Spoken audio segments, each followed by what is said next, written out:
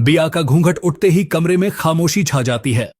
बिंदिया सिर झुकाकर मासूम बनने का दिखावा करती है, पर उसकी आंखों में हल्की चमक, किसी बड़े प्लान का इशारा। ईशा इस सदमे को सह नहीं पाती।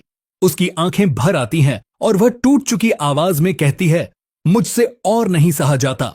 वो तुरंत हवेली छोड़कर बाहर भाग जाती है। सूरज उसे रोकने के लिए उसके पीछे पीछे निकल जाता है। ईशा रुक जाओ, पर ईशा नहीं रुकती। बाहर तेज हवा चल रही होती है। ईशा रोते रोते सड़क पर भाग रही होती है। उसे कुछ समझ नहीं आ रहा है कि जिंदगी, रिश्ता, घर सब टुकड़ों में बिखर गया। उसके कदम लड़खड़ाने लगते हैं। आंसू उसकी आंखों के आगे धुन बनकर आ जाती है। अचानक एक कार तेजी से उसकी तरफ बढ़ती है। हॉर्न की आवाज, हेडलाइट्स की चमक और अगले ही पल धड़ाम, कार ईशा को टक्कर मारकर निकल जाती है। ईशा सड़क पर गिरते ही बेहोश। कार कुछ देर रुकती है। ड्राइवर 1 सेकंड उसे देखता है और तुरंत भाग जाता है, जैसे यह सब करने के लिए उसे किसी ने भेजा हो।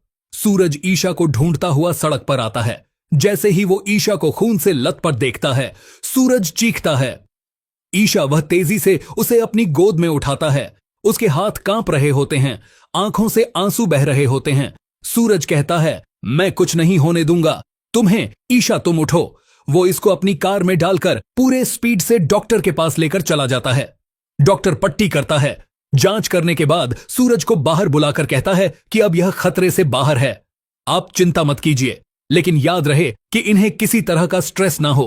सूरज गहरी सांस लेता है, लेकिन उसकी आंखों में अब सिर्फ एक बात है कि आखिरकार यह किसने किया होगा, या यह सिर्फ एक हादसा था। उधर हवेली में जैसे ही गुलाब सिंह को इस बात की खबर मिलती है कि ईसा का एक्सीडेंट हो गया, वो गुस्से से पूरी तरह तिलमिला जाता है। सब घर वाले डर जाते हैं। गुलाब सिंह गरजते हुए कहता है, मेरी बेटी के साथ यह हरकत किसने की? कौन था वह ड्राइवर? मैं उसको छोड़ूंगा नहीं। वो तुरंत अपने आदमियों को बुलाकर कहता है कि गाड़ी का नंबर, ड्राइवर का चेहरा सब पता करो।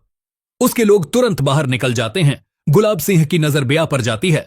गुलाब सिंह बिया से कहता है, मैंने तुमसे शादी इसलिए की थी ताकि ईसा को घर वापस ला सकूं। अगर मुझे यह पता चला कि इन सब के पीछे तुम्हारा हाथ है, तो मैं यह भूल जाऊंगा कि मैंने तुमसे शादी की है और मैंने तुमसे कोई शर्त रखी थी और हम दोनों के बीच कोई बात हुई थी। गुलाब सिंह का गुस्सा देखकर बिया की सांसें अटक जाती है और वह डरी हुई आवाज में कहती है कि नहीं नहीं, मैंने ऐसा कुछ भी नहीं किया। मैं भला ईशा के साथ ऐसा क्यों करूंगी? और हमारी तो बात इतनी हुई है ना, ईशा को मुझे वापस इस घर में लाना है और मुझे सूरज को पाना है।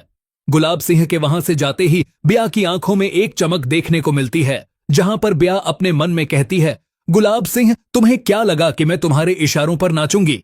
मेरा जो मन करेगा वो करूंगी। उसके बाद बिया उसी ड्राइवर को फोन लगाकर कहती है कि यहां से कहीं दूर चले जाओ। तुम यहां पर गुलाब सिंह के हाथ नहीं लगने चाहिए। तो अब देखना यह होगा कि क्या बिया का सच घर वालों के सामने आ पाएगा। आने वाले एपिसोड में गुलाब सिंह की चाल देखकर ईशा और सूरज पूरी तरह हिल जाएंगे, क्योंकि गुलाब सिंह की शादी होते ही घूंघट उठता है और सामने बिया का चेहरा देख ईशा का दिल टूट जाता है। सूरज की उम्मीदें बिखर जाती हैं और गुलाब सिंह अपनी जीत पर मुस्कुराता है।